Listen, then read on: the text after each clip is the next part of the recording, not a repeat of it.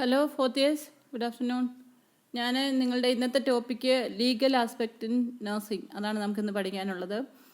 അത് ഇന്ന് പഠിക്കാം.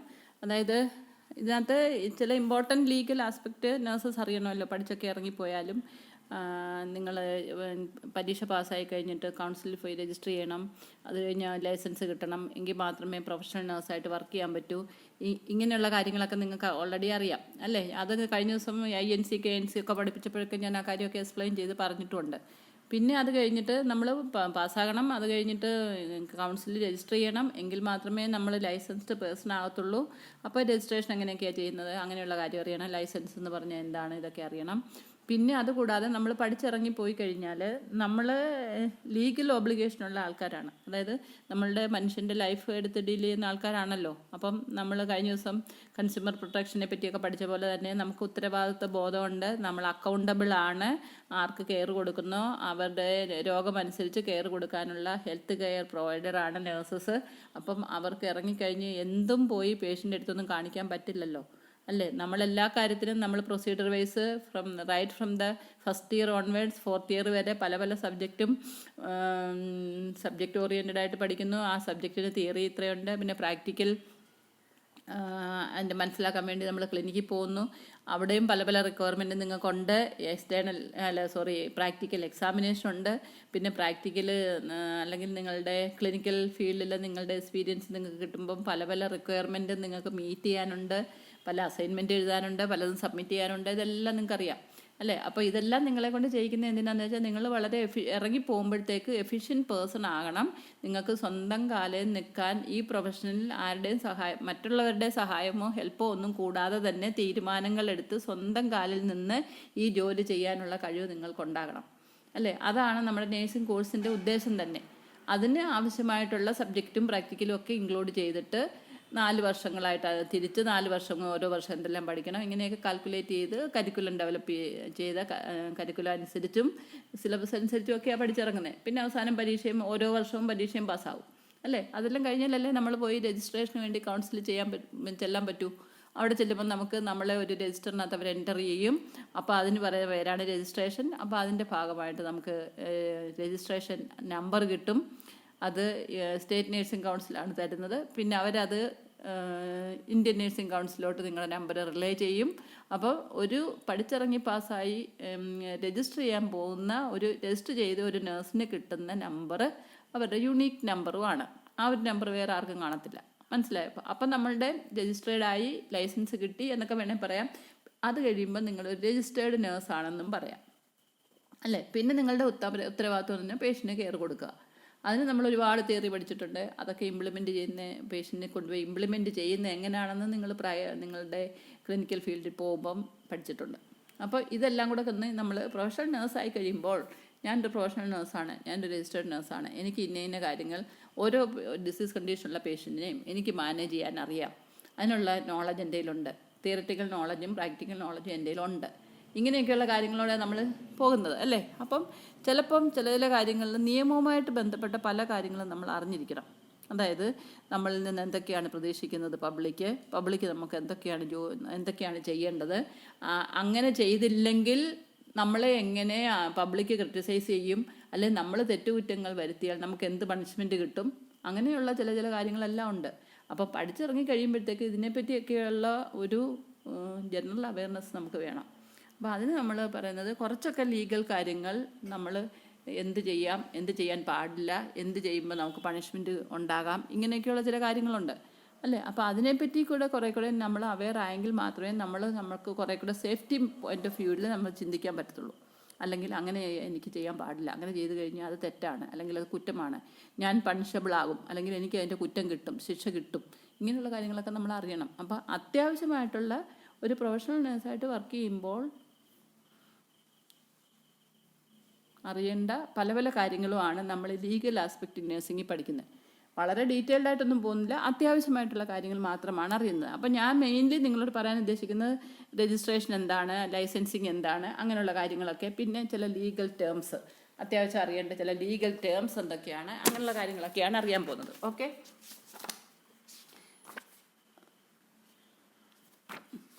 അപ്പം നമുക്കിനി അതിലോട്ട് പോകാം. അതായത് രജിസ്ട്രേഷൻ എന്ന് പറയുന്ന ആദ്യമേ എന്താണെന്ന് നോക്കാം. രജിസ്ട്രേഷൻ എന്ന് പറഞ്ഞാൽ ഞാൻ പറഞ്ഞല്ലോ, നമ്മൾ ഒരു ബുക്കിൽ നമ്മുടെ പേര് എൻ്റർ ചെയ്ത് കൗൺസിലിൽ ചെല്ലുമ്പോൾ നമ്മുടെ പേര് എൻ്റർ ചെയ്യുന്നതിന് നമ്മൾ രജിസ്ട്രേഷൻ എന്ന് പറഞ്ഞത്. So we can say that it is the listing of an registration is the listing of an individual's name and other information on the official roster of a governmental or non governmental agency. അതായത് നമ്മളുടെ പേരും നമ്മളുടെ ഡീറ്റെയിൽസും എല്ലാം തന്നെ ഒരു official റോസ്റ്ററിൽ ഗവൺമെൻറ്റിൻ്റെയോ നോൺ ഗവൺമെൻറ് ആയിട്ടുള്ള ഏജൻസിയിൽ എൻ്റർ ചെയ്യുന്നതിനാണ് രജിസ്ട്രേഷൻ എന്ന് പറയുന്നത്. മനസ്സിലായോ? ഇപ്പം നമ്മളെ സംബന്ധിച്ച് അത് ഗവൺമെൻറ്റൽ ഏജൻസിയാണ്. അതായത് കേരള നേഴ്സിംഗ് കൗൺസിൽ അല്ലെങ്കിൽ സ്റ്റേറ്റ് നേഴ്സിംഗ് കൗൺസിൽ എന്ന് പറഞ്ഞാൽ അതൊരു ഗവൺമെൻറ്റൽ ഏജൻസിയാണ്. അവിടെ ചെന്ന് നമ്മുടെ പേര് അവിടെ എൻ്റർ ചെയ്യുന്നതിനാണ് നമ്മൾ ഈ പറയുന്ന രജിസ്ട്രേഷൻ എന്ന് പറയുന്നത്. അല്ലെങ്കിൽ nurses who are registered are permitted to use the title registered nurse. അപ്പം നമ്മൾ അവിടെ ചെന്ന് രജിസ്ട്രേഷൻ ചെയ്യുമ്പോൾ നമുക്കൊരു നമ്പർ കിട്ടുമെന്ന് പറഞ്ഞല്ലോ, രജിസ്ട്രേഷൻ, അതാണ് നമ്മുടെ രജിസ്റ്റർ നമ്പർ. ആ രജിസ്ട്രേഷൻ നമ്പർ നമ്മുടെ കയ്യിൽ കിട്ടിക്കഴിയുമ്പോൾ ആ മൊമെൻ്റ് തൊട്ട് നിങ്ങളൊരു രജിസ്റ്റേർഡ് നേഴ്സാണ്. അങ്ങനെ ഒരു ലേബൽ നിങ്ങൾക്ക് കിട്ടും. എന്താ അപ്പോൾ are you A registered nurse എന്ന് പറഞ്ഞാൽ തീർച്ചയായിട്ടും ഇങ്ങനെ പഠിത്തം കഴിഞ്ഞ് പരീക്ഷ കഴിഞ്ഞ് സക്സസ്ഫുൾ റിസൾട്ട് കിട്ടിക്കഴിഞ്ഞ് കൗൺസിലിൽ, അതായത് ഏതാണോ അതോറിറ്റി ഒരു രജിസ്റ്റർ നമ്പർ തരാനുള്ള അതോറിറ്റി, ആ അതോറിറ്റിയുടെ അടുത്ത് ചെന്ന് റിക്വസ്റ്റ് കൊടുത്ത് അവരിൽ നിന്നൊരു നമ്പർ കിട്ടിക്കഴിയുമ്പോഴാണ് നമ്മൾ രജിസ്റ്റേർഡ് നേഴ്സ് എന്ന് പറയുന്നത്. ആ മൊമെൻ്റ് തൊട്ട് മാത്രമേ നമ്മളൊരു രജിസ്റ്റേർഡ് നേഴ്സ് ആകത്തുള്ളൂ. ഓക്കെ, അതാണ് registration. So nurses who are registered are permitted to use the title registered nurse. Okay, പിന്നെ to be registered the nurse must have the completed a basic course of studies in a program approved by the registering body and have pass the qualifying exam. അത് നമുക്ക് എല്ലാവർക്കും അറിയാം. നമ്മൾ ഒരു course undergo ചെയ്യണം. ഈ കോഴ്സിനെ പറ്റിയുള്ള സിലബസും കാര്യങ്ങളൊക്കെ ഉണ്ടാക്കാനുള്ള ചുമതലയും ഈ രജിസ്റ്ററിംഗ് ബോഡിക്കാണ്. നമ്മളത് INC KNC ഒക്കെ അവരുടെ റെസ്പോൺസിബിലിറ്റിയും അവരുടെ ഫംഗ്ഷനും ഒക്കെ പഠിച്ചപ്പോൾ പറഞ്ഞു, അവർക്ക് സിലബസ് നിശ്ചയിക്കാനും അതായത് കോഴ്സിനകത്ത് എന്തൊക്കെ ഇൻക്ലൂഡ് ചെയ്യാനുമുള്ള റൈറ്റ് അവർക്കുണ്ടെന്ന്. അത് ഡിപ്ലോമ കോഴ്സായാലും ബേസിക് കോഴ്സായാലും PG കോഴ്സായാലും അങ്ങനെയുള്ള കാര്യങ്ങൾ എല്ലാം തന്നെ അതിനകത്ത് എന്തെല്ലാം കാര്യങ്ങൾ പഠിക്കണം എന്നൊക്കെയുള്ള തീരുമാനിക്കാനുള്ള കഴിവുള്ള ഏജൻസിയാണ് ഈ പറയുന്ന രജിസ്ട്രിങ് അല്ലെങ്കിൽ ലൈസൻസിങ് ഏജൻസി. അപ്പം ആ ഒരു കോഴ്സ് നമ്മൾ അണ്ടർഗോ ചെയ്യണം. അത് അറ്റൻഡൻസ് ഒക്കെ കൃത്യമായിട്ട് കിട്ടി നമ്മൾ പരീക്ഷ അണ്ടർഗോ ചെയ്യണം, അതിൽ പാസ്സായിരിക്കണം. എങ്കിൽ മാത്രമേ ഈ രജിസ്ട്രേഷൻ വേണമെന്നും പറഞ്ഞ് നമ്മൾ രജിസ്ട്രിങ് അതോറിറ്റിയെ പോയി അപ്രോച്ച് ചെയ്യാൻ പോലും സാധ്യമാകത്തുള്ളൂ. മനസ്സിലായോ? അപ്പോൾ അതാണ് പറയുന്നത്, to be registered the nurse must have completed a basic course of studies in a program approved by the registering body and have pass the qualifying exam. Okay, പിന്നെ ഇനി ലൈസൻസ് എന്താണ്? അപ്പോൾ രജിസ്ട്രേഷൻ എന്ന് പറഞ്ഞാൽ എന്താണെന്ന് അറിയാമല്ലോ. ഇനി അടുത്ത ലൈസൻസ്. അപ്പോൾ നേഴ്സിന് ലൈസൻസ് ഉണ്ടോ? ഈ ലൈസൻസ് എന്നുള്ള ടേം കൂടുതലായിട്ട് ഉപയോഗിക്കുന്ന വെസ്റ്റേൺ കൺട്രിയിലാണ്. നമ്മളുടെ പേരിൽ നമ്മൾ രജിസ്റ്റേർഡ് ആണോ എന്നാൽ നമ്മൾ രജിസ്റ്റേർഡ് നേഴ്സ് എന്നാണ് പറയുന്നത്. ലൈസൻസിങ് ഓൾസോ ഇത് സെയിം. പക്ഷേ ഈ ടേം നമ്മൾ വളരെ രജിസ്ട്രേഷനെ പോലെ കൂടുതലായിട്ട് ഉപയോഗിക്കത്തില്ല. എന്നാലും licences are legal permit granted by a government agency to equal to engage in the practice of a profession and to use a particular title. അത് നേരത്തെ പറഞ്ഞു തന്നെ എവിടെയും വന്നേക്കുന്നത്. അതായത് ഒരു ഗവൺമെൻറ്റൽ ഏജൻസി നമുക്ക് ലീഗൽ പെർമിറ്റ് തരുന്നു. ആ ലീഗൽ പെർമിറ്റ് എന്തിനാണ് വേണ്ടത്? To engage in the practice of a profession. അപ്പം ഈ ലൈസൻസിന് അതോറിറ്റി പല പ്രൊഫഷനും ഉണ്ട്, ഡോക്ടേഴ്സിനും ഉണ്ട്, നഴ്സസിനുണ്ട്. അപ്പം നമ്മളുടെ പ്രൊഫഷൻ ഏതാണെന്നോ അത് പ്രാക്ടീസ് ചെയ്യാൻ വേണ്ടി ലൈസൻസ് തരുന്ന ഏജൻസിക്കാണ് ലൈസൻസിങ് അതോറിറ്റി എന്ന് പറയുന്നത്. ആ പെർമിഷന് കിട്ടുന്ന പേരാണ് ലൈസൻസ് എന്ന്. Okay, and to use a particular title. അപ്പോൾ രജിസ്റ്റേർഡ് നേഴ്സ് എന്നുള്ള ടൈറ്റിൽ യൂസ് ചെയ്യാൻ വേണ്ടി നമുക്ക് കിട്ടുന്ന പെർമിഷനാണ് ലൈസൻസ്. ഓക്കെ, ഇപ്പോൾ തന്നെ ഞാൻ ചോദിക്കട്ടെ, നമുക്ക് ഡ്രൈവിംഗ് ലൈസൻസ് ഉണ്ടോ എന്ന് ചോദിച്ചാൽ എന്താ അതിൻ്റെ അർത്ഥം? എന്നുവെച്ചാൽ നമുക്ക് ഡ്രൈവിംഗ് സ്കൂളിലൊക്കെ പോയി അവരുടെ ഡ്രൈവിംഗ് മോട്ടോർ വെഹിക്കിൾ റൂളിൻ്റെ ഭാഗമായിട്ട് നമ്മൾ ഡ്രൈവിംഗ് സ്കൂളിൽ പോയി ഡ്രൈവിംഗ് പഠിക്കും അല്ലേ? അപ്പോൾ കാർ ശരിക്കും അല്ലെങ്കിൽ എങ്ങനെ പ്രോപ്പർലി ഡ്രൈവ് ചെയ്യുന്നതെന്നാണ്. അതിനകത്ത് ഒരുപാട് ചിട്ടകളും വട്ടങ്ങളും നിയമങ്ങളും കാര്യങ്ങളൊക്കെ ഉണ്ട്. അതെല്ലാം അനുസരിച്ചാണ് നമ്മൾ ഡ്രൈവിംഗ് പഠിക്കുന്നത്. പഠിച്ചു കഴിഞ്ഞാൽ ലൈസൻസ് നമ്മൾ ടെസ്റ്റിന് പോകും. അത് കഴിഞ്ഞിട്ട് ലൈസൻസ് കിട്ടിക്കഴിയുമ്പോൾ അതിൻ്റെ അർത്ഥം എന്തുവാ? She knows how to drive. അതിന് പിന്നെ അതിനപ്പുറം പിന്നെ ആരും ചിന്തിക്കുക. അപ്പോൾ നമ്മുടെ ലൈസൻസ് കയ്യിലുണ്ടെങ്കിൽ that says that driving licence ഉണ്ടെന്ന് പറഞ്ഞാൽ അവർക്ക് ഡ്രൈവ് ചെയ്യാൻ അറിയാം എന്നല്ല അതിൻ്റെ അർത്ഥം. അതുപോലെ തന്നെയാണ് ഇവിടെ. അവൻ നേഴ്സായിട്ട് പ്രാക്ടീസ് ചെയ്യാൻ ലൈസൻസ് കിട്ടിക്കഴിഞ്ഞാൽ അവളൊരു രജിസ്റ്റേർഡ് നേഴ്സാണ്. അവൾക്ക് അതിൻ്റെ അർത്ഥം അവൾക്ക് എല്ലാ നേഴ്സിംഗ് കെയറും ഒരു പേഷ്യൻറ്റിന് വേണ്ടി ചെയ്യാനുള്ള ആധികാരികമായ റൈറ്റുണ്ട്. She is capable for that and she can practise as a registered nurse. അതാണ് ലൈസൻസ് എന്ന് പറഞ്ഞാൽ അതിൻ്റെ അർത്ഥം. ഓക്കെ, പിന്നെ licence protect the public from incompetent services അല്ലേ, അത് പബ്ലിക്കിന് ഒരു പ്രൊട്ടക്ഷൻ കൊടുക്കാൻ വേണ്ടിയുള്ള കാര്യമാണ് ഈ ലൈസൻസ്. അതായത് ഡ്രൈവിംഗ് ലൈസൻസിൻ്റെയും കാര്യം അങ്ങനെയാണല്ലോ. ഒരുത്തന്നെ ഡ്രൈവിംഗ് അറിയാതെ പോയി ഡ്രൈവിംഗ് ലൈസൻസ് ഒന്നും ഇല്ലാതെ ശരിക്കും പഠിക്കാത്ത ഒരാളാണ്, ലൈസൻസ് കിട്ടാത്ത ഒരാൾ പിന്നെ കാർ ഓടിച്ചാൽ പലരെയും ചെന്നിടിച്ച് കൊല്ലും അല്ലേ. അപ്പോൾ അതുകൊണ്ട് ലൈസൻസ് കിട്ടിയിട്ടേ കാറ് വെളിയിൽ ഇറക്കാൻ സമ്മതിക്കത്തുള്ളൂ. എങ്കിൽ ലൈസൻസ് ഉണ്ടോ, അതുകൊണ്ടാണല്ലോ ഇടയ്ക്കൊക്കെ വെച്ച് ലൈസൻസ് ഉണ്ടോ എന്ന് ചെക്ക് ചെയ്യും അല്ലേ. അത് റിന്യൂ ചെയ്യേണ്ട കാര്യമുണ്ട്, അങ്ങനെ ഒരുപാടുണ്ട്. അതുപോലെ തന്നെ ഇവിടെ നമുക്ക് നേഴ്സിംഗ് ലൈസൻസ് കിട്ടിയെന്നർത്ഥം അതിൻ്റെ അർത്ഥം തന്നെ അവർക്ക് നന്നായിട്ട് കെയർ കൊടുക്കാൻ അറിയാം. അപ്പോൾ അങ്ങനെ വരുമ്പം പബ്ലിക്കിനൊരു സേഫ്റ്റിയും കൂടെ അത് പ്രൊവൈഡ് ചെയ്യുന്നുണ്ട്. എന്ന് പറഞ്ഞാൽ ഇപ്പം തന്നെ നേഴ്സിങ്ങിന് ശരിക്കും പഠിക്കാത്ത ഒരാളാണ്, ശരിക്കും പാസ്സായിട്ടില്ല, ലൈസൻസ് ഒന്നും കിട്ടിയിട്ടില്ല, അല്ലെങ്കിൽ കള്ള ലൈസൻസുമായിട്ട് അവർ നടക്കുന്നതെന്നിരിക്കട്ടെ. അവർ പഠിച്ചിട്ടൊന്നുമില്ല, ഇവിടുന്ന് ഒരു ലൈസൻസ് ഒപ്പിച്ചുകൊണ്ട് വന്നിട്ട് ഞാൻ നേഴ്സാണെന്ന് പറഞ്ഞ് നടന്നാലോ അവർക്ക് പ്രോപ്പർലി ഇഞ്ചക്ഷൻ കൊടുക്കാൻ അറിയത്തില്ല. ചിലപ്പം കുത്തുന്നത് കുത്തേണ്ടടുത്തൊന്നും ആയിരിക്കത്തില്ല, നീഡിലിൻ്റെ എൻഡ് ചെയ്യുന്ന ചിലപ്പം ബോണെ ടച്ച് ചെയ്യുമായിരിക്കും, പേഷ്യൻറ്റിന് അതിൻ്റെതായ കോംപ്ലിക്കേഷൻ ഉണ്ടാകും, അല്ലെങ്കിൽ പേഷ്യൻ്റ് ആബ്സസ് ഡെവലപ്പ് ചെയ്യും, പേഷ്യൻ്റ് സെപ്റ്റിസിമി അടിക്കാം, പേഷ്യൻ്റ് ചത്തുപോകാം അല്ലേ. അപ്പോൾ അവിടെ ലൈസൻസ് കിട്ടി, കള്ള ലൈസൻസാണ് കിട്ടിയെങ്കിൽ അവർക്ക് കാര്യങ്ങളൊന്നും ചെയ്യാൻ അറിഞ്ഞുകൂടല്ലോ. പക്ഷേ ഇവിടെ എന്ന് പറയുമ്പം ലൈസൻസ് കിട്ടിയവർ actually the person who can perform that thing without any problem and the public is getting safety out of that. അപ്പം ഈ വന്ന് കിടക്കുന്ന പേഷ്യൻസിനെല്ലാം തന്നെ നല്ല ആത്മവിശ്വാസം ഉണ്ടാകണം. എന്നെ കെയർ ചെയ്യുന്നവരെല്ലാം തന്നെ എല്ലാം പഠിച്ചറിഞ്ഞ് അറിയാവുന്ന നേഴ്സസാണ്, അവരുടെ അണ്ടർഗോ ചെയ്താൽ ഒന്നും സംഭവിക്കത്തില്ല എന്നുള്ളൊരു തോന്നലും പബ്ലിക്കിനുണ്ടാകണം. അപ്പോൾ രജിസ്റ്റേർഡ് നേഴ്സ് ഉള്ള ഇൻസ്റ്റിറ്റ്യൂഷൻ എന്ന് പറയുമ്പം അതിൻ്റെ പ്രത്യേകത അതൊക്കെയാണ്. എക്സ്പീരിയൻസ്ഡ് പേഴ്സണും രജിസ്റ്റേർഡ് നേഴ്സ് ആണെന്ന് പറഞ്ഞാലും അതിൻ്റെ അർത്ഥം അതൊക്കെ തന്നെയാണ്. പബ്ലിക്കിന് സേഫ്റ്റി ഉണ്ട് അവരുടെ അണ്ടറിൽ ട്രീറ്റ്മെൻറ്റിനോ കെയറിനോ പോകുമ്പോൾ. ഓക്കെ, അപ്പോൾ അതാണ് licence protect the public from incompetent service and it gives the practitioner recognition of qualification required by the law. ഈ qualification required by the law എന്ന് പറഞ്ഞാൽ നമ്മളുടെ രജിസ്ട്രേഷൻ നമ്പർ അല്ലെങ്കിൽ നമ്മൾ പാസ്സായ സർട്ടിഫിക്കറ്റ്. ഇത് പാസ്സായ സർട്ടിഫിക്കറ്റ് ഉണ്ടെങ്കിലല്ലേ രജിസ്ട്രേഷൻ കിട്ടത്തുള്ളൂ. അതപ്പോൾ അങ്ങോട്ടും ഇങ്ങോട്ടും കണക്റ്റഡ് ആണ്. പാസ്സായാൽ മാത്രമല്ലേ രജിസ്ട്രേഷന് പോകാൻ പറ്റൂ. അപ്പോൾ രജിസ്റ്റേർഡ് ആണെങ്കിൽ registered nurse means licensed nurse who can practise profession. അപ്പം അതിൻ്റെ അർത്ഥം എന്ന് പറഞ്ഞാൽ it gives the practitioner recognition of qualification required by the law അല്ലേ. അപ്പോൾ അത് അവർക്ക് പഠിച്ച് പാസ്സായി രജിസ്ട്രേഷൻ കിട്ടി എന്നുള്ളതിനൊരു റെക്കഗ്നീഷൻ കൊടുക്കുന്ന ഒരു സിസ്റ്റമാണ് നമ്മൾ ലൈസൻസിങ് എന്ന് പറയുന്നത്. ഓക്കെ, മനസ്സിലായല്ലോ. അപ്പം രജിസ്ട്രേഷൻ ലൈസൻസ് മനസ്സിലായി. ഓക്കെ, പിന്നെ അടുത്തത് ലീഗൽ ടേംസ്. ഇനി കുറച്ച് അത്യാവശ്യം അറിഞ്ഞിരിക്കേണ്ട കുറേ ലീഗൽ ടേംസാണ് ഞാൻ ഡിസ്കസ് ചെയ്യാൻ ഉദ്ദേശിക്കുന്നത്. അത് എന്തൊക്കെയാണെന്ന് വെച്ചാൽ പലയിടത്തും നിങ്ങൾ പാസ്സായി ഇറങ്ങിക്കഴിയുമ്പം പലയിടത്തും ജോലി ചെയ്യുമ്പോഴും ഒക്കെ ഇങ്ങനെയുള്ള ചില നേഴ്സിങ്ങുമായിട്ട് കൂടുതൽ റിലേറ്റഡ് ആവുന്ന ചില ലീഗൽ ടേം മാത്രം എടുത്ത്, അതിനകത്ത് ലീഗൽ ടേം എന്ന് പറഞ്ഞാൽ നമ്മളറിയാമല്ലോ, അഡ്വക്കേറ്റ്സിനൊക്കെ അറിയാവുന്ന ലീഗൽ ടേം എൻ്റെ വളരെ വളരെ ചെറിയൊരു പോർഷൻ നമുക്ക് ആപ്ലിക്കബിൾ ആയിട്ടുള്ളത് മാത്രമേ ഞാനിവിടെ പറയുന്നുള്ളൂ. ഓക്കെ, അതെന്താണെന്ന് ചോദിച്ചു കഴിഞ്ഞാൽ ഫസ്റ്റ് വൺ ആക്ട്. ഓരോന്നോരോന്ന് ചെറിയ ചെറിയ ടേംസിൽ എക്സ്പ്ലെയിൻ ചെയ്ത് പറയാം. ആക്ട് എന്ന് പറഞ്ഞാൽ act is a written law which has been formally passed by the government. ഒരു നിയമം എന്ന് പറഞ്ഞാൽ അത് ഒരു റിട്ടൺ ആയിട്ടുള്ള ഒരു ലോയാണ് ആക്ട് എന്ന് പറഞ്ഞാൽ. Law which is been formally passed by the government അല്ലേ. അപ്പോൾ ഓരോന്നിനും അതിൻ്റെ ആക്ട് എങ്ങനെയാണ്, ഇന്ത്യൻ നേഴ്സിംഗ് കൗൺസിൽ അല്ലെങ്കിൽ കേരള നേഴ്സിംഗ് കൗൺസിൽ, അത് ഏത് ആക്ടിൻ്റെ പുറത്താണ് ഉണ്ടായിരിക്കുന്നത്. അങ്ങനെ ആക്ട് എന്ന് പറയുന്നൊരു കാര്യമുണ്ട്. അത് റിട്ടൺ ലോയാണ് which is formed by the government. That is what is called act. പിന്നെ അഫിഡവിറ്റ് എന്ന് പറഞ്ഞാൽ a written or printed declaration or statement of facts made voluntarily and confirmed by the oath or affirmation of a party. അതായത് നമ്മൾ സത്യവാങ്കം എന്നൊക്കെ പറയത്തില്ലയോ, അതായത് നമ്മൾ ഒരു കാര്യം എഴുതി കൊടുക്കുക, അതിനാണ് നമ്മൾ അഫിഡവിറ്റ് എന്ന് പറഞ്ഞാൽ. ഫോർ എക്സാമ്പിൾ ഇപ്പോൾ നമ്മൾ ഒരു ചെറിയ ഉദാഹരണം ഞാൻ പറയാം. നമ്മളിപ്പം ജോലി ചെയ്തുകൊണ്ടിരിക്കുന്ന ഒരാളാണ്, നമ്മുടെ സാലറി വാങ്ങിക്കണമായിരുന്നു. പക്ഷേ നമുക്ക് മാത്രം ജോലി ചെയ്യുന്നതാണ് നമുക്കേ സാലറി കിട്ടത്തുള്ളൂ.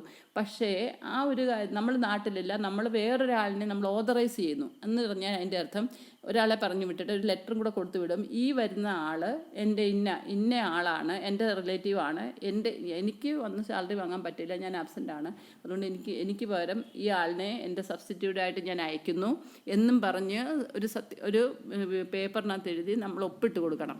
എന്നിട്ട് ഈ വരുന്ന ആൾ ആരാണെന്നുള്ള ഒരു ഐഡൻറ്റിഫിക്കേഷൻ ഇതും ആ ആളും കാണിക്കണം. എങ്കിൽ അങ്ങനെ ഉണ്ടെങ്കിൽ ചിലപ്പോൾ നമുക്ക് കിട്ടാനുള്ള സാലറി അവർ ഈ പർട്ടിക്കുലർ പേഴ്സൻ്റെ കയ്യിൽ കൊടുക്കും.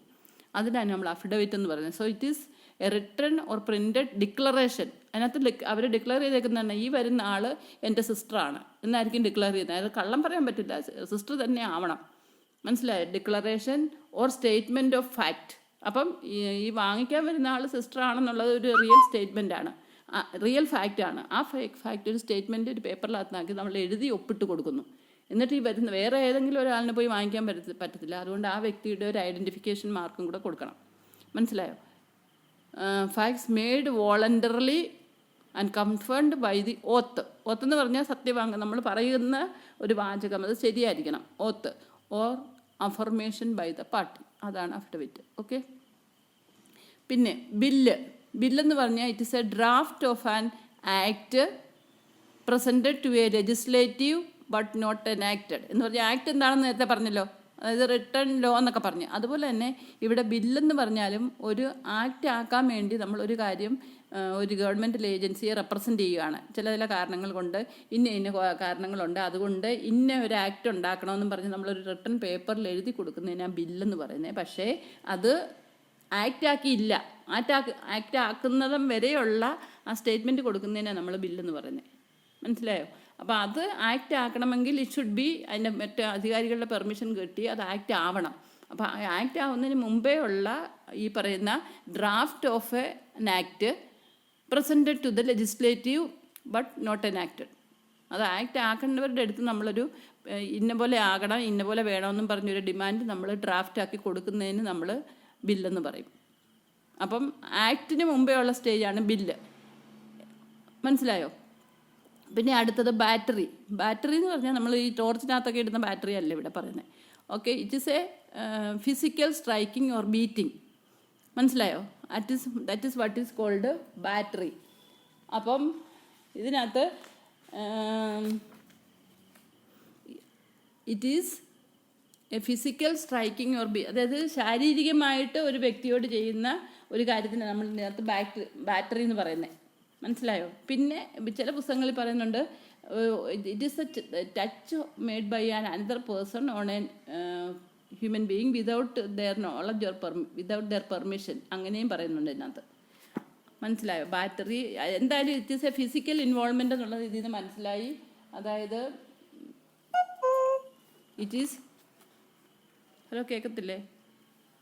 Battery is a physical striking or beating. That is what is known as battery.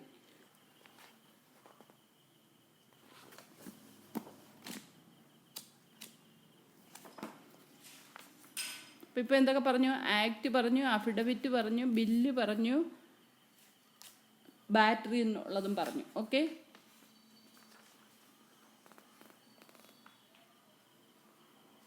ഇതിനകത്ത് ബാറ്ററി എന്നുള്ളതിനകത്ത് ചില പുസ്തകങ്ങളിൽ വേറെ തരത്തിൽ ഇച്ചിരി കൂടെ വ്യത്യാസമായിട്ട് പറയുന്നത് battery is any intentional touching without consent എന്നും പറയുന്നുണ്ട് ബാറ്ററിക്ക്. അതായത് ഒരു വ്യക്തി ഇൻറ്റൻഷണലായിട്ട് വേറൊരു വ്യക്തിയെ സ്പർശിക്കുക അവരുടെ പെർമിഷൻ ഇല്ലാതെ, അതിനും ബാറ്ററി ആണെന്ന് പറയുന്നുണ്ട്. So the contact can be harmful to the client and cause an injury or it can be merely offensive to the client's personal dignity. മനസ്സിലായോ? അത്രയും കാര്യങ്ങളും കൂടെ ഡീറ്റെയിൽഡ് ആയിട്ട് ബാറ്ററിയെ പറ്റി പറയുന്നുണ്ട്. സിമ്പിളായിട്ട് പറഞ്ഞാൽ it is a physical striking or beating. അതല്ലെങ്കിൽ പറയാം battery is an intentional touching without consent. പിന്നെ ദ കോണ്ടാക്ട്, അതായത് ഈ കോണ്ടാക്ട്, അതായത് വേറൊരാളെ കൺസെൻറ്റ് ഇല്ലാതെ തന്നെ ഒരാളെ സ്പർശിക്കുകയാണെങ്കിൽ അതിന് ബാറ്ററി എന്ന് പറയാം. ഈ പറയുന്ന contact that can be harmful to the client and cause an injury or it can be merely offensive to the client's personal dignity. Personal ഡിഗ്നിറ്റിക്ക് തരപ്പെടുന്ന രീതിയിലല്ലാതെ ആ വ്യക്തിയുടെ പെർമിഷൻ ഇല്ലാതെ വേറൊരു വ്യക്തി അവരെ ടച്ച് ചെയ്യുകയാണെങ്കിൽ അതിന് ബാറ്ററി എന്നും പറയാം. ഓക്കെ. പിന്നെ അടുത്തത് ക്രൈമാണ്. ക്രൈം എന്ന് പറഞ്ഞാൽ കുറ്റകൃത്യങ്ങളൊക്കെ നമ്മൾ സിമ്പിളി പറയുന്ന കാര്യമാണ്. Crime is a forbidden act which is punishable by law. നിയമത്താൽ പണിഷ്മെൻറ്റ് കിട്ടാവുന്ന ഒരു ഫോർബിഡൻ ആക്ടിവിറ്റിക്കാണ് ക്രൈം എന്ന് പറയുന്നത്. ചെയ്യാൻ പാടില്ലാത്ത ഒരു കാര്യം ചെയ്താൽ പണിഷബിൾ ആകാൻ സാധ്യതയുള്ള ഒരു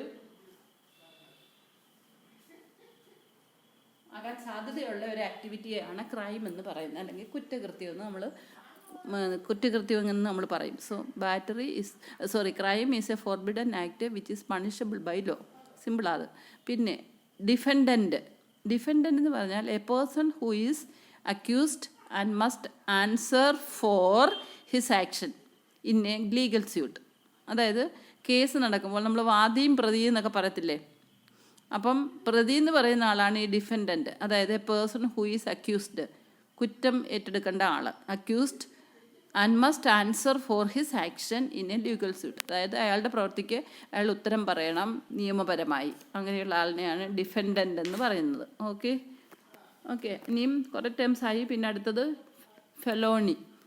this is a crime of serious nature that carries a penalty of imprisonment greater than 1 year. അതായത് ഒരു സീരിയസ് നേച്ചറിലുള്ള ഒരു ക്രൈം എന്താണെന്ന് പറഞ്ഞല്ലോ, ആ ക്രൈം ചെയ്താൽ അത് കുറച്ച് സീരിയസ് നേച്ചറിലുള്ളതാണ്. അതിന് പണിഷ്മെൻറ്റ് 1 വർഷത്തിൽ കൂടുതൽ തടവ് കിട്ടാൻ സാധ്യതയുള്ളൊരു കാര്യമാണ്.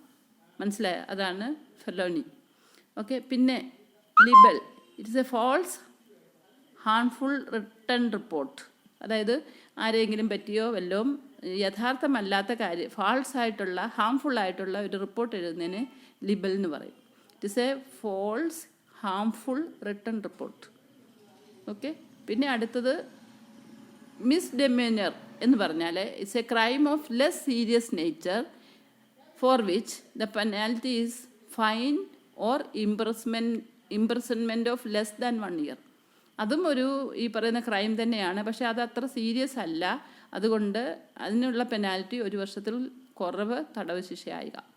അതാണ് പറയുന്നത് ഡിസ്മെന്യൂർ എന്ന് പറയുന്നത്. മിസ്ഡെമീനർ.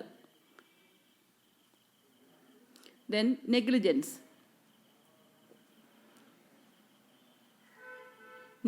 എന്ന് പറഞ്ഞാൽ നമ്മൾ പറയുന്ന വേറൊരു സാധാരണ നേഴ്സസിൻ്റെ ഒക്കെ സൈഡിൽ നിന്ന് ഉണ്ടാകാവുന്ന ഒരു കാര്യമാണ്.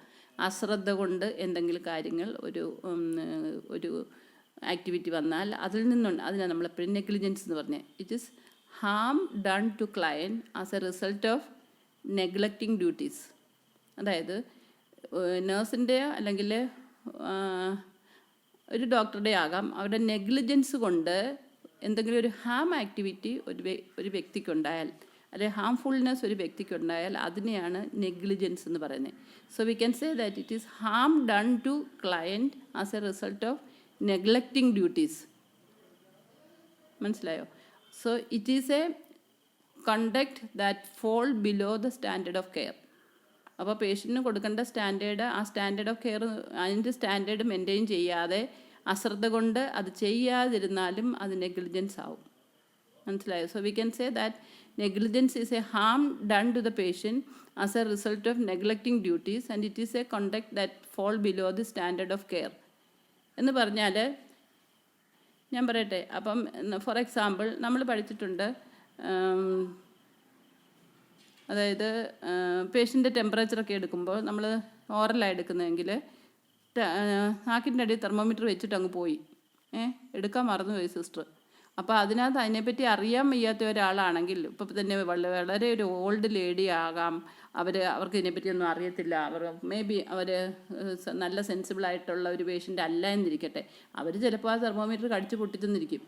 മനസ്സിലായി? അപ്പോൾ അതിൻ്റെ മെർക്കുറി ഉള്ളിൽ ചെന്നാൽ നമുക്കറിയാം it is a dangerous metal അല്ലേ, which can lead to even death. അപ്പോൾ അങ്ങനെയുള്ളപ്പം ആ വ്യക്തി നമ്മൾ തെർമോമീറ്റർ വെക്കണം, അത് കഴിഞ്ഞ് എത്ര നേരം നാക്കിൻ്റെ അടി വെക്കണം, എപ്പോൾ എടുക്കണം, ഇതൊക്കെ നമ്മൾ പഠിച്ചിട്ടുള്ള. പക്ഷെ നമ്മൾ അതിനെപ്പറ്റി സിഗ്നിഫിക്കൻസ് മറന്നു പോവുകയോ അല്ലെങ്കിൽ എടുക്കുക എന്നുള്ള മറന്നു പോകുകയെന്ന് വെച്ചാൽ വെച്ചിട്ട് പോകാൻ പാടില്ലല്ലോ.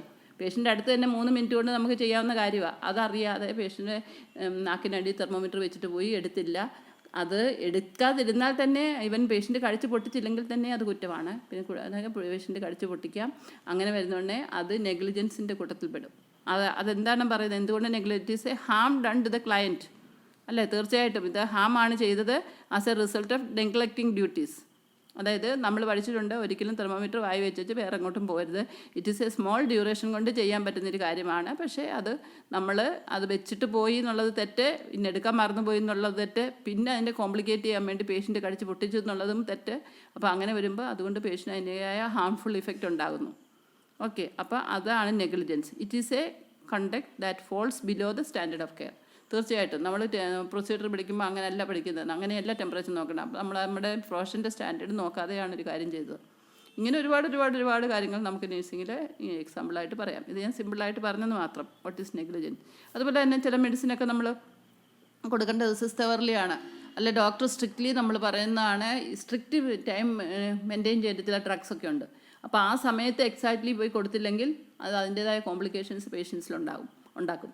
അതും നെഗ്ലിജൻസ് ആണ്. മെഡിസിൻ അഡ്മിനിസ്ട്രേഷനിൽ ഒരുപാട് നെഗ്ലിജൻസ് ഉണ്ടാകാം. മനസ്സിലായോ? അപ്പോൾ അത് നമ്മൾ സബ്സ്റ്റാൻഡേർഡ് ആയിട്ട് നമ്മുടെ ഡ്യൂട്ടി ചെയ്യുമ്പോഴോ അല്ലെങ്കിൽ അശ്രദ്ധ കാരണമോ ഒക്കെ ഉണ്ടാകുന്ന ഒരു കാര്യമാണ് നെഗ്ലിജൻസ്. സാധാരണ നേഴ്സസിന് കൂടുതലും സംഭവിക്കാവുന്നത് എപ്പോഴും നെഗ്ലിജൻസ് ആണ്. ഇപ്പോൾ തന്നെ ഞാൻ പറയുകയാണ്. ഇപ്പോൾ ഹോട്ട് വാട്ടർ ബാഗ് അപ്ലൈ ചെയ്യുന്ന കാര്യത്തിൽ അതിൻ്റെ ഒരു പക്ഷേ നമ്മൾ പഠിച്ചിട്ടുണ്ട്, തിളപ്പിച്ച വെള്ളം, ചൂടാക്കിയ വെള്ളമേ ഒഴിക്കാവുള്ളൂ, തിളപ്പിച്ച വെള്ളം അതിനകത്ത് ഒഴിക്കരുത്. അല്ലെങ്കിൽ പിന്നെ അതിൻ്റെ ഹോട്ട് വാട്ടർ ബാഗ് ഫില്ല് ചെയ്യുമ്പോൾ എങ്ങനെ അതിനകത്ത് എയർ എക്സ്പെൽ ചെയ്ത് കളഞ്ഞിട്ട് വേണം അത് അപ്ലൈ ചെയ്യാൻ. അങ്ങനെ ഒരുപാട് കാര്യങ്ങൾ പ്രിക്കോഷണറി മെഷറായിട്ട് നമ്മൾ പഠിക്കുന്നുണ്ട്. എല്ലാ നേഴ്സിംഗ് പ്രൊസീജിയറിലും ഒത്തിരി പ്രിക്കോഷണറി മെഷർ പഠിക്കുന്നുണ്ട്. ഇതൊന്നും നോക്കാതെ, ഇതൊന്നും ഒബ്സർവ് ചെയ്യാതെ പോയി പേഷ്യൻ്റെ അടുത്ത് ഒരു പ്രൊസീജിയർ പോയി ചെയ്യുമ്പോൾ പല മിസ്റ്റേക്കും നമ്മുടെ സൈഡിൽ പറ്റാം. അത് സബ്സ്റ്റാൻഡേർഡ് നേഴ്സിംഗ് കെയർ കൊടുക്കുന്നവരാണ് യൂഷ്വലി സംഭവിക്കാവുന്നത്. അല്ലെങ്കിൽ അശ്രദ്ധ കൊണ്ട്, ഇഗ്നറൻസ് കൊണ്ട്, അല്ലെങ്കിൽ ആബ്സെൻസ് ഓഫ് മൈൻഡ്, ഇങ്ങനെയൊക്കെ കൊണ്ട് സംഭവിക്കാവുന്ന കാര്യമാണ്. അല്ലെങ്കിൽ പിന്നെ അവർക്ക് ഒരുപക്ഷെ അതിനെപ്പറ്റി അറിവില്ലായിരിക്കാം, അല്ലെങ്കിൽ അവർ കോമ്പിറ്റൻ്റ് അല്ലായിരിക്കാം, എക്സ്പീരിയൻസ്ഡ് അല്ലായിരിക്കാം. അതൊക്കെ കൊണ്ട് സംഭവിക്കാം. ഓക്കെ, അതാണ് നെഗ്ലിജൻസ്. പിന്നെ അസോൾട്ട് എന്ന് പറഞ്ഞാൽ it is a conduct that makes a person fearful and produce a reasonable apprehension or harm. അതായത് ഒരു വ്യക്തിക്ക് ഭയമോ ഭീതിയോ ജനിപ്പിക്കുന്ന തരത്തിൽ വേറൊരാൾ ബിഹേവ് ചെയ്യുക. അത് മാനസിക പ്രശ്നങ്ങളും മാനസിക പ്രശ്നങ്ങളൊക്കെ ആകാം. അപ്രിഹെൻഷൻ എന്ന് പറയുമ്പോൾ എക്സ്ട്രീം ലെവൽ ഓഫ് ആങ്സൈറ്റിക്ക് നമ്മൾ പറയുന്ന ഒരു പേരാണ് അപ്രിഹെൻഷൻ. അപ്പോൾ ഒരു വ്യക്തിയിൽ ആശങ്ക, ഭയം, ഉത്കണ്ഠ ഇതൊക്കെ ഉണ്ടാകത്തക്ക രീതിയിൽ വേറൊരു വ്യക്തി അല്ലെങ്കിൽ ഭയം ജനിപ്പിക്കത്തക്ക രീതിയിൽ ഒരാൾ ബിഹേവ് ചെയ്യുന്നതിന് അതിന് അസാൾട്ട് എന്ന് പറയാം. മനസ്സിലായോ? അത് മാനസികമാകാം, ശാരീരികവുമായിട്ടുള്ള ഒരു ഇഫക്റ്റ് ഉണ്ടാകുന്ന ഒരു കാര്യമാണ്. Okay, assault. പിന്നെ പ്ലെയിൻറ്റിഫ് എന്ന് പറഞ്ഞാൽ the accuse or the complaining person in a legal suit. അതായത് ആരാണോ കംപ്ലൈൻറ്റ് കൊടുക്കുന്നത് ആ ആളിന് പറയുന്ന പേരാണ് പ്ലെയിൻറ്റിഫ് എന്ന്. That is the accuse or the complaining person in a legal suit. ആരാണോ പരാതി സമർപ്പിക്കുന്ന അവരാണ്. ഓക്കെ. പിന്നെ അടുത്തത് ടോർട്ട് എന്ന് പറഞ്ഞാൽ is A legal wrong made against A person or property. It is A legal wrong, അതായത് നിയമപരമായിട്ട് തെറ്റായ ഒരു കാര്യം ഒരു വ്യക്തിക്ക് അഗൻസ്റ്റായിട്ടോ ഒരു പ്രോപ്പർട്ടിക്ക് അഗൻസ്റ്റായിട്ടോ ചെയ്യുന്നതിനെയാണ് നമ്മൾ ടോർട്ട് എന്ന് പറയുന്നത്. ആ tort is classified into intentional or unintentional. അതായത് ഈ ടോർട്ട് എന്ന് പറയുന്ന ഒന്നുകിൽ മനഃപൂർവ്വം ചെയ്യുന്നതാകാം, അല്ലെങ്കിൽ മനഃപൂർവ്വം അല്ലാതെ ആകാം. അപ്പോൾ അത് ഒന്ന് ഇൻറ്റൻഷണൽ ആകാം, അല്ലെങ്കിൽ ഇൻറ്റൻഷണൽ ആകാം. ഇനി അടുത്തത് മാൽപ്രാക്ടീസ് എന്ന് പറഞ്ഞാൽ it is A type of negligence, അല്ലെങ്കിൽ മാൽപ്രാക്ടീസ് ഈസ് എ പ്രൊഫഷണൽ നെഗ്ലിജൻസ്. വെറും നെഗ്ലിജൻസ് അല്ല, പ്രൊഫഷണൽ നെഗ്ലിജൻസിനാണ് നമ്മൾ മാൽപ്രാക്ടീസ് എന്ന് പറയുന്നത്. മനസ്സിലായോ? അപ്പോൾ വെറും ഒരു നെഗ്ലിജൻസ് ആണ് അതിനെ മാൽപ്രാക്ടീസ് എന്ന് പറയാമെങ്കിൽ പോലും പ്രൊഫഷണൽസിനെ സംബന്ധിച്ചിടത്തോളം ഇത് കുറേ കൂടി ഇമ്പോർട്ടൻ്റ് ആണ്. അങ്ങനെ മാൽപ്രാക്ടീസ് നടത്തുന്നതുകൊണ്ട് പേഷ്യൻറ്റിന് സഫർ ചെയ്യുന്നു. അതുകൊണ്ടാണ് മാൽപ്രാക്ടീസ് സിഗ്നിഫിക്കൻ്റ് ആകുന്നത് പ്രൊഫഷണൽസിന്. Okay. Then nursing malpractice result when nursing care falls below the standard of care that result in harm to another person. അതായത് സ്റ്റാൻഡേർഡ് ഇല്ലാതെ തന്നെ ഒരു ആക്ടിവിറ്റി ചെയ്ത് വേറൊരാൾക്ക് ബുദ്ധിമുട്ടോ അയാൾക്ക് എന്തെങ്കിലും ഹാം ഉണ്ടാകുമ്പോഴാണ് നമ്മൾ അതിനെ മാൽപ്രാക്ടീസ് എന്ന് പറയുന്നത്. So nursing malpractice result when nursing care falls below the standard. അതായത് നേഴ്സിംഗ് കെയറിൻ്റെ സ്റ്റാൻഡേർഡിനനുസരിച്ച് അല്ലാത്ത ഒരു പ്രവൃത്തിയാണ് malpractice. Standard of care that result in harm to another person. Okay, അതാണ് മാൽപ്രാക്ടീസ്. പിന്നെ ഫ്രോഡ് എന്ന് പറഞ്ഞാൽ it result from deliberate deception intended to produce unlawful gain. അതായത് ഒരു വ്യക്തിക്ക് സ്വാർത്ഥ താല്പര്യത്തിന് വേണ്ടി ഒരു വ്യക്തി മനഃപൂർവ്വമായിട്ട് ഡെലിബറേറ്റ് ആയിട്ട് ഇൻറ്റൻറ്റഡ് ആയിട്ടുള്ള ഒരു കാര്യം ചെയ്യുമ്പോഴാണ് അതിന് ഇൻറ്റൻറ്റഡ് ആണെങ്കിൽ അതിന് ഫ്രോഡ് എന്ന് പറയും. So fraud result from deliberate deception intended to produce unlawful gain. അതായത് സ്വാർത്ഥത, ഒരു ഗെയിൻ കിട്ടാൻ വേണ്ടിയാണ്, അത് നിയമപരമല്ല. അതിനുവേണ്ടി ഒരു വ്യക്തി ചെയ്യുന്ന ഡെലിബറേറ്റ് ആയിട്ടുള്ള ഡിസെപ്ഷന് ആണ് ഫ്രോഡ് എന്ന് പറയുന്നത്. ഓക്കെ. പിന്നെ breach of duty. Breach of duty എന്ന് പറഞ്ഞാൽ that occurs when a nurse fails to act in accord with the standard of care. ഇതും ബ്രീച്ച് ഓഫ് ഡ്യൂട്ടി, അതും നമ്മുടെ സ്റ്റാൻഡേർഡ് ഇല്ലാതെ ചെയ്യുന്ന ഒരു കാര്യമാണ്. Breach of duty occurs when a nurse fails to act in accord with the standard of care. മനസ്സിലായി? ഇതാണ് important ആയിട്ടുള്ള ഇത്രയും കാര്യങ്ങളാണ് നമ്മൾ ഇതിനകത്ത് പറയുന്നത്. അതായത് ഇന്നത്തെ ഞാൻ എത്ര പറഞ്ഞു, ഒരുപാട് ആക്ട് എന്താണെന്ന് പറഞ്ഞു, അതുമേ എന്താണ് രജിസ്ട്രേഷൻ എന്ന് പറഞ്ഞു, ലൈസൻസിങ് എന്താണെന്ന് പറഞ്ഞു, പിന്നെ ലീഗൽ ടേംസ് റിലേറ്റഡിനകത്ത് act, affidavit, bill, battery, crime, defendant, then felony, libel, misdemeanour, then negligence, assault, plaintiff, tort, malpractice, nursing malpractice. ഇത്രയും കാര്യങ്ങൾ നമ്മൾ പഠിച്ചു. പിന്നെ ഫ്രോഡ് പഠിച്ചു, ബ്രീച്ച് ഓഫ് ഡ്യൂട്ടിയും പഠിച്ചു. അത് ഇത്രയാണ് മെയിനായിട്ടുള്ള. അതായത് കുറേ നിങ്ങൾക്ക് കമ്മക്രോസ് ചെയ്യാവുന്ന ലീഗൽ ടേംസാണ് ഇതിൽ കൂടുതലും ഡിസ്കസ് ചെയ്തത്. ഇനി നമുക്ക് പിന്നെ ലീഗൽ റൈറ്റ്സ് ഓഫ് നേഴ്സസ് എന്ന് പറഞ്ഞ് രണ്ട് കാര്യം നോക്കാം. അല്ലെങ്കിൽ for some dos and don'ts in nursing ഉണ്ട്. അതായത് dos and don'ts in nursing എന്ന് പറഞ്ഞാൽ ചില കാര്യങ്ങളൊന്നും നമുക്ക് ചെയ്യാൻ പറ്റില്ലാത്ത ചില കാര്യങ്ങൾ എന്താണെന്നും ചെയ്യാവുന്ന കാര്യങ്ങൾ എന്താണെന്നും നോക്കാം. അതിൽ ഇമ്പോർട്ടൻ്റ് ആയിട്ടുള്ള ഡു നോക്കാം. Do document all unusual incidents. Do document all unusual incidents. Then do keep current year licence to practise. അതായത് എപ്പോഴും നമുക്ക് നമ്മുടെ കയ്യിലിരിക്കുന്ന ലൈസൻസ് അത് വാലിഡ് ആയിരിക്കണം. ചിലപ്പോൾ അത് റിന്യൂ ചെയ്യേണ്ട സമയമൊക്കെ കഴിഞ്ഞ് അത് കയ്യിലിരുന്ന് കഴിഞ്ഞാൽ അതിന് വാലിഡിറ്റി ഇല്ല. അപ്പം ടൈംലി അത് റിന്യൂ ചെയ്യുകയും കീപ്പ് ചെയ്യുകയും വേണം. പിന്നെ അതിൻ്റെ ആവശ്യം വരുമ്പോൾ അത് പ്രൊഡ്യൂസ് ചെയ്യേണ്ടടുത്ത് പ്രൊഡ്യൂസ് ചെയ്യണം. അല്ല ഞാൻ പാസ് ചെയ്യാതെ ആളാ എന്ന് പറഞ്ഞ് വെറുതെ ഒറിജിനൽ കാണിക്കേണ്ടടുത്ത് ഒറിജിനൽ കാണിക്കാതെ ഒരു ഫോട്ടോ കോപ്പിയൊക്കെ കൊണ്ട് ചെന്ന് കഴിഞ്ഞാൽ അതൊന്നും ആരും കൺസിഡർ ചെയ്യണമെന്നില്ല. അപ്പോൾ അതുകൊണ്ടാണ് പറഞ്ഞ് do keep current year licence to practice.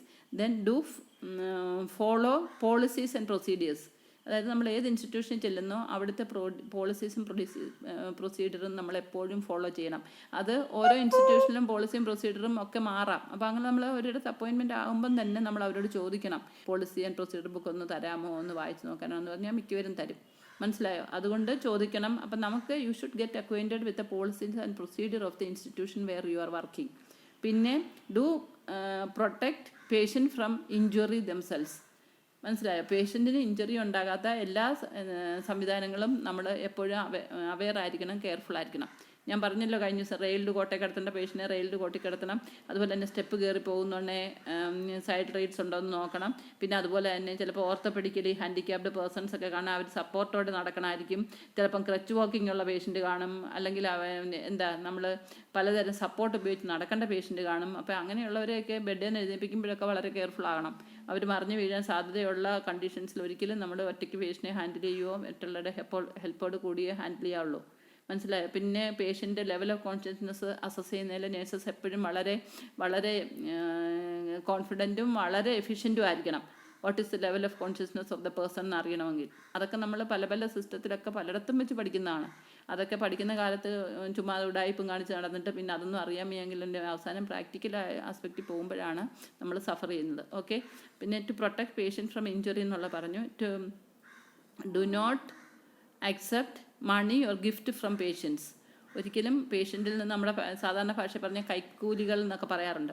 അല്ലെ, നമുക്ക് പേയ്മെൻറ്റിന് നമുക്ക് ഗവൺമെൻറ്റോ അല്ലെങ്കിൽ എവിടെയാണോ വർക്ക് ചെയ്യുന്നത് അവർ നമുക്ക് സാലറി തരുന്നുണ്ട്. That is how we are respected.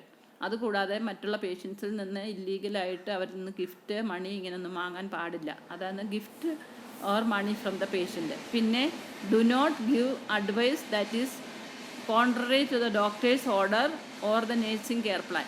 അതായത് ഒരിക്കലും പേഷ്യൻ്റെ വെൽഫെയറിന് വേണ്ടിയാണ് ഡോക്ടർ റൗണ്ട്സ് നടത്തുന്നതും ട്രീറ്റ്മെൻറ്റ് നടത്തുന്നതും ഒക്കെ തന്നെ. അതുപോലെ തന്നെ നമ്മളും കെയർ പ്ലാൻ ഉണ്ടാകുന്നതും ഒക്കെ അതിനൊക്കെ വേണ്ടിയാണ്. അതിൽ നിന്ന് ഓപ്പോസിറ്റ് ആയിട്ടുള്ള കൺസെപ്റ്റും ഐഡിയാസും ഒന്നും പേഷ്യൻറ്റ് കൊടുക്കാൻ പാടില്ല. ഇപ്പം നമുക്ക് തന്നെ പേഷ്യൻ്റെ ഡയഗ്നോസിസ് ശരിക്കും അറിയത്തില്ല. പേഷ്യൻ്റ് ഡയഗ്നോസിസ് അണ്ടർഗോ നടന്നുകൊണ്ടിരിക്കുന്നേ ഉള്ളൂ. ഫൈനൽ ഡയഗ്നോസിസ് ഒന്നും ആയില്ല. ഇപ്പം തൽക്കാലം ഒരു പ്രൊഫഷണൽ ഡയഗ്നോസിസേ ഉള്ളൂ. അതിനനുസരിച്ച് പേഷ്യൻറ്റിനെ ട്രീറ്റ് ചെയ്തുകൊണ്ടിരിക്കുകയാണ് ഡോക്ടർ. അപ്പോൾ അങ്ങനെയുള്ളപ്പോൾ നമ്മൾ നേരത്തെ കൂട്ടി നിങ്ങളുടെ രോഗം ഇന്നതാണെന്നൊന്നും പറയരുത്. കൺഫേംഡ് അല്ലാത്ത കാര്യങ്ങൾ ഒരിക്കലും പേഷ്യൻറ്റിനോട് പറയരുത്. അത് ഡോക്ടറോട് ചോദിക്കാൻ പറയണം. മനസ്സിലായോ? അത് നമ്മളല്ല അതിനകത്തുള്ള ഓതറൈസ്ഡ് പേഴ്സൺ എന്നുള്ള ചിന്തയും കാര്യങ്ങളും നമ്മൾ അറിഞ്ഞിരിക്കണം. അതുപോലെ തന്നെ പേഷ്യൻ്റ് ഒരിക്കലും MD പ്രോമിസസ് ഒന്നും കൊടുക്കാൻ പാടില്ല. ഇപ്പോൾ ഒരു പേഷ്യൻ്റ് ഒന്ന് കിടക്കുകയാണ്, ഡയഗ്നോസ് ഒന്നും ആയിട്ടില്ല, പേഷ്യൻറ്റിനെ ഇപ്പോൾ സിംറ്റമാറ്റിക്കലി ട്രീറ്റ് ചെയ്യുകയാണ്. Now only professional diagnosis is there, confirm diagnosis is not there. അപ്പോൾ അങ്ങനെയുള്ളപ്പം ഒരുപക്ഷെ ഡോക്ടർ ഇന്ന രോഗമാണെന്ന് ഒരുപക്ഷെ സംശയിക്കുന്നുണ്ടായിരിക്കാം, പക്ഷേ ഫൈനൽ ഡയഗ്നോസ് ഒന്നും ആയിട്ടില്ല. അപ്പം നിങ്ങളും ഡോക്ടറിൻ്റെ കൂടെ വർക്ക് ചെയ്യുന്ന അതേ ഡിപ്പാർട്ട്മെൻറ്റിൽ വർക്ക് ചെയ്യുന്ന നഴ്സസിനും എന്നെപ്പറ്റി അറിയാം. അപ്പം നേരത്തെ കൂട്ടി നിങ്ങൾക്ക് ഇന്ന രോഗമാണെന്നൊന്നും കയറി പറഞ്ഞേക്കരുത്. മനസ്സിലായോ? അത് കൺഫർമേഷൻ ഇല്ലാത്ത ഒരു കാര്യങ്ങളും. അതുപോലെ MD പ്രോമിസസ്, അതായത് 2 ദിവസം കഴിയുമ്പോൾ നിങ്ങളുടെ രോഗം ഭേദമാകും, നിങ്ങൾക്ക് വീട്ടിൽ പോകാം എന്നൊന്നും നേരത്തെ കൂട്ടി ഡോക്ടറിൻ്റെ അവയർനെസ്സോ അല്ലെങ്കിൽ ഡിസീസ് കണ്ടീഷൻ്റെ പ്രോഗ്രസ്സോ ഒന്നും അറിയാതെ ചുമ്മാതെ ഒന്നും പറയാൻ പാടില്ല. മനസ്സിലായോ? അതാണ് do not give advice that is contrary to the doctor's orders or nursing care plan. MD promises കൊടുക്കാനും പാടില്ല. Do not witness a patient's will എന്ന് പറഞ്ഞാൽ പേഷ്യൻ്റെ പേഴ്സണലായിട്ടുള്ള കാര്യങ്ങളും അല്ല, വില്ലൊന്നും വേറൊരാൾക്കും കാണാനുള്ള റൈറ്റ് ഇല്ലല്ലോ. അത് അവർ ഒരു കോൺഫിഡൻഷ്യൽ മാറ്ററാണ് വില്ലെന്നൊക്കെ പറഞ്ഞാൽ. ചില പേഷ്യൻസ് ഒത്തിരി മരണാവസ്ഥയിലൊക്കെ ആയ പേഷ്യൻ്റൊക്കെ ചിലപ്പോൾ വില്ല് എഴുതുകയൊക്കെ ചെയ്യാറുണ്ട്.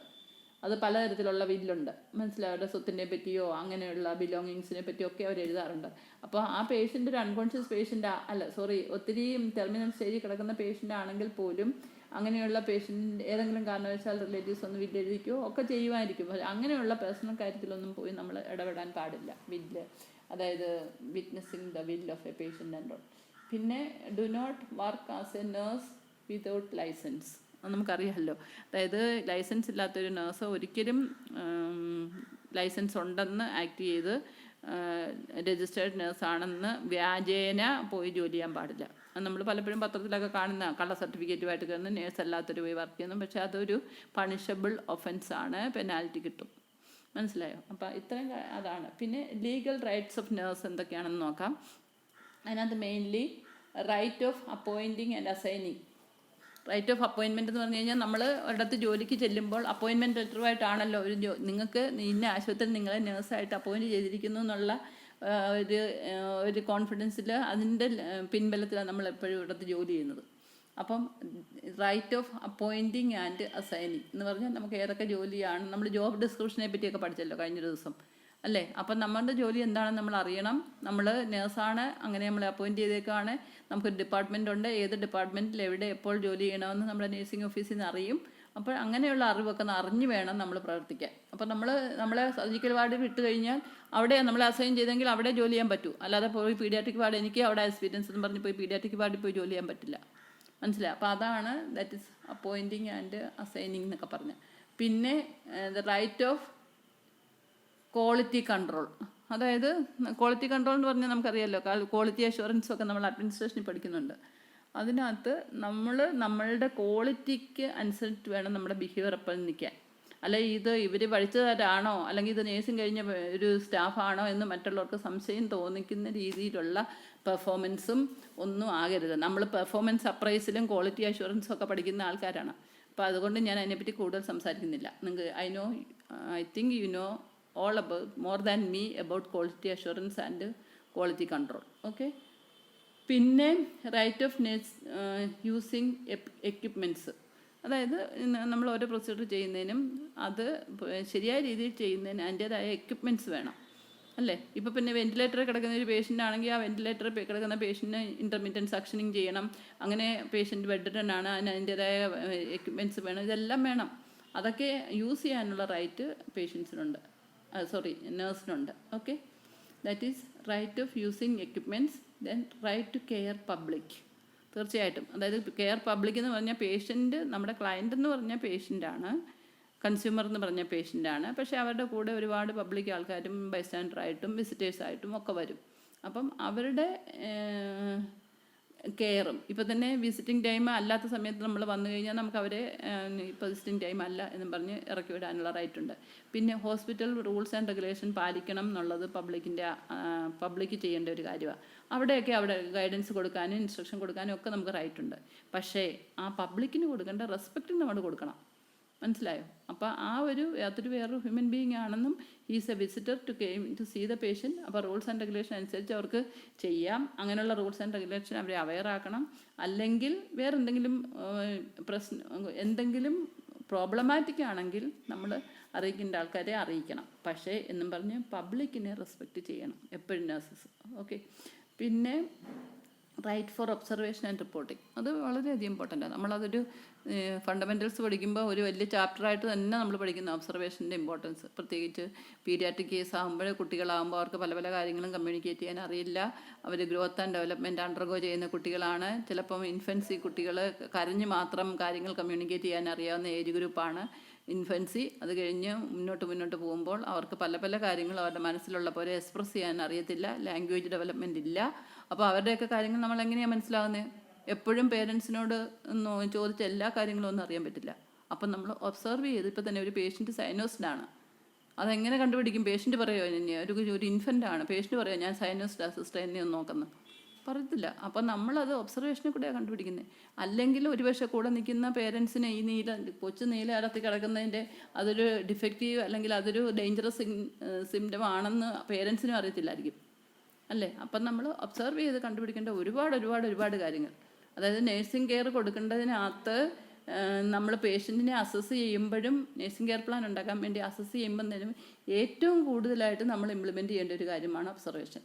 അസസ്മെൻറ്റ് പാർട്ടിൽ പ്രത്യേകിച്ച് നമ്മളൊരു അൺകോൺഷ്യസ് പേഷ്യൻറ്റിനെ കിട്ടിയെങ്കിലോ അവർക്ക് എന്തെങ്കിലും ഓരോ കാര്യം പറയാൻ പറ്റുമോ? പെയിൻഫുൾ സ്റ്റിമുലസിന് പോലും റെസ്പോണ്ട് ചെയ്യാത്ത ആൾക്കാരാണ് അൺകോൺഷ്യസ് പേഷ്യൻറ്റ്. അപ്പോൾ അവരുടെ പ്രോബ്ലമൊക്കെ എങ്ങനെ കണ്ടുപിടിക്കും? ഐഡൻറ്റിഫൈ ചെയ്യണമെങ്കിൽ ഒബ്സർവ് ചെയ്യണം, അല്ലേ? അപ്പോൾ observation is very much important. പിന്നെ ഒബ്സർവ് ചെയ്താൽ മാത്രം പോരാ. ചില കാര്യങ്ങളൊക്കെ നേഴ്സസ് റെക്കോർഡിങ്ങിലോ അല്ലെങ്കിൽ പേഷ്യൻ്റെ ചാർട്ടിൽ പലതും റെക്കോർഡ് ചെയ്യാനുള്ള സ്ഥലമുണ്ടല്ലോ.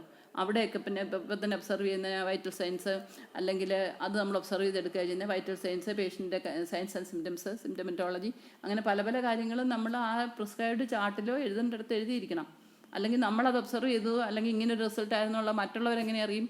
ഡോക്ടർ എങ്ങനെ അറിയും? ഡോക്ടർ പൾസ് നോക്കുകയാണ്. പേഷ്യൻ്റ് ഹൈലി ഫെബ്രൈഡ് ആയിരുന്നു രാവിലെ, നോക്കിയപ്പം 40 ഡിഗ്രി ടെമ്പറേച്ചറിൽ കിടക്കുന്ന ഒരു പേഷ്യൻ്റാണ്. അത് നോക്കി നേഴ്സിന് അറിയാം. പക്ഷേ നേഴ്സ് ആ ടെമ്പറേച്ചർ ചാർട്ടിൽ അത് എഴുതിയിരുന്നില്ലെങ്കിൽ വരുന്ന റൗണ്ട്സിന് വരുന്ന ഡോക്ടർ എങ്ങനെ അറിയും? മനസ്സിലായോ? അപ്പോൾ അങ്ങനെയുള്ളപ്പോൾ നമ്മൾ ഒബ്സർവ് ചെയ്യേണ്ട പല കാര്യങ്ങളും റിപ്പോർട്ട് ചെയ്യേണ്ടടുത്ത് റിപ്പോർട്ട് ചെയ്യണം. അത് വെർബൽ റിപ്പോർട്ടിംഗ് ആകാം അല്ലെങ്കിൽ റിട്ടൺ റിപ്പോർട്ടിങ്ങും ആകാം. മനസ്സിലായോ? അപ്പോൾ അതുകൊണ്ട് they have the right for observation and reporting. പിന്നെ right for record keeping, that also very important. Patient വരുന്ന സമയം തൊട്ട് അഡ്മിഷൻ രജിസ്റ്ററിൽ എൻ്റർ ചെയ്യണം. പിന്നെ അത് കഴിഞ്ഞ് പേഷ്യൻറ്റിൻ്റെ പല പല ഡയറ്റ് റിപ്പോർട്ടുണ്ട്, പിന്നെ പല ഇൻപേഷ്യൻ റിപ്പോർട്ടുണ്ട്, പിന്നെ പേഷ്യൻറ്റിൻ്റെ അഡ്മിഷൻ രജിസ്റ്ററിൽ എൻ്റർ ചെയ്യണം. പിന്നെ പേഷ്യൻ്റിന് അല്ലാതെ ഒരു കേസ് ഷീറ്റ് കാണുമല്ലോ, അതിനകത്ത് പല പേജസ് ഉണ്ട്, അതിനകത്തെല്ലാം റിപ്പോർട്ടിങ് പലതരത്തിലുണ്ട്. പിന്നെ പേഷ്യൻറ്റിൻ്റെ കണ്ടീഷനെ പറ്റി ഡ്യൂട്ടിക്ക് വരുന്ന നഴ്സസ്, ഇപ്പോൾ ഡേ ഡ്യൂട്ടി ഉള്ളവരാണ് ഡേ റിപ്പോർട്ടുണ്ട്, നൈറ്റ് റിപ്പോർട്ടുണ്ട്, അങ്ങനെ ഒരുപാട് കാര്യങ്ങൾ റിപ്പോർട്ടുണ്ട്, അല്ലേ? അപ്പോൾ അങ്ങനെ വരുന്നോണ്ടേ ഇതെല്ലാം തന്നെ റിപ്പോർട്ട് ചെയ്യേണ്ട ചുമതല നഴ്സിൻ്റെതാണ്. അതായത് especially regarding the disease condition, then regarding the investigation, regarding the general condition, അങ്ങനെ പല പല കാര്യങ്ങളും റിപ്പോർട്ട് ചെയ്യേണ്ടതായിട്ടുണ്ട്. മനസ്സിലായി? പിന്നെ എന്തെങ്കിലും ഒരു പ്രത്യേക ഇൻസിഡൻറ്റ് വാർഡിലുണ്ടായാൽ അതിനെപ്പറ്റി റിപ്പോർട്ട് ചെയ്യണം. പിന്നെ പ്രത്യേകിച്ച് അവർ ഹെഡ് നഴ്സോ വല്ലതും ആണെങ്കിൽ ഹയർ ചാർജ് വഹിക്കുന്നവരാണെങ്കിൽ അവർ കൂടുതൽ കാര്യങ്ങൾ പല പല കാര്യങ്ങൾക്ക് റിപ്പോർട്ട് ചെയ്യണം. വാർഡിൻ്റെ റിപ്പോർട്ട് അയക്കണം, ഓരോ മന്ത്ലി അല്ലെ വീക്കിലി മന്ത്ലി റിപ്പോർട്ടൊക്കെ ഉണ്ടാക്കണം, അല്ലേ? അപ്പോൾ അതിനെപ്പറ്റിയൊക്കെ അവയർനെസ്സും ഉണ്ടാകണം. ഓക്കെ. പിന്നെ ഞാൻ right of the consumer, right of the patient കഴിഞ്ഞ ദിവസം ഞാൻ എന്നാലും ഒന്നുകൂടെ ഞാൻ പറയാം. Right for safety, right to be informed, അതൊക്കെ കഴിഞ്ഞ ദിവസം ഞാൻ പറഞ്ഞു. Right to choose, then right to be heard, right to consumer education, പിന്നെ artificial human insemination, dying declaration, ഇങ്ങനെയൊക്കെ. അതായത് ഏത് തരം ഹോസ്പിറ്റലാണോ കിടക്കുന്നത് അങ്ങനെയുള്ള ഹോസ്പിറ്റലിൽ അനുസരിച്ച് പല പല റൈറ്റ്സും പേഷ്യൻ്റ് അറിയണം. അപ്പം ഇത്രയും ഓർക്കുക, അറിയേണ്ട കാര്യങ്ങൾ പേഷ്യൻറ്റിനെ വേണ്ട രീതിയിൽ അറിയിച്ചിരിക്കാനുള്ള റൈറ്റും നഴ്സസിൻ്റേതാണ്. ഓക്കെ, അപ്പോൾ ഇതിനകത്ത് നമ്മളിപ്പം കുറേ ലീഗൽ ടേംസ് പഠിച്ചു. Some of the dos and don'ts for the patient, for the in nursing practice അല്ലെങ്കിൽ ഫോർ ദ നഴ്സസ് അത് പഠിച്ചു. റൈറ്റ് ഓഫ് എ നേഴ്സ് പഠിച്ചു. ദെൻ റൈറ്റ് ഓഫ് കൺസ്യൂമർ അല്ലെങ്കിൽ പേഷ്യൻറ്റും പഠിച്ചു. ഓക്കെ, അപ്പോൾ ഇത്രയാണ് നമ്മളുടെ legal aspect in nursing. Okay.